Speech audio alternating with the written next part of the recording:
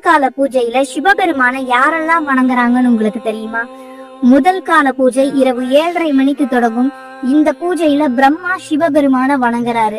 சிவனுக்கு பால், தயிர், நெய்யினால அபிஷேகங்கள் நடைபெறும். இந்த காலத்துல நம்ம விரதம் இருந்து வழிபடும் போது பிறவி கர்மால இருந்து விடுபட முடியும். இரண்டாம் கால பூஜை இரவு 10:30 மணிக்கு தொடங்கும். இந்த பூஜையில விஷ்ணு பகவான் சிவபெருமான வணங்குறாரு.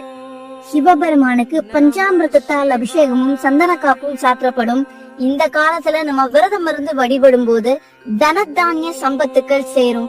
மூன்றாம் கால பூஜை நள்ளிரவு 12 மணிக்கு தொடங்கும். இந்த பூஜையில அம்பாள் சிவபெருமான வணங்குறாங்க.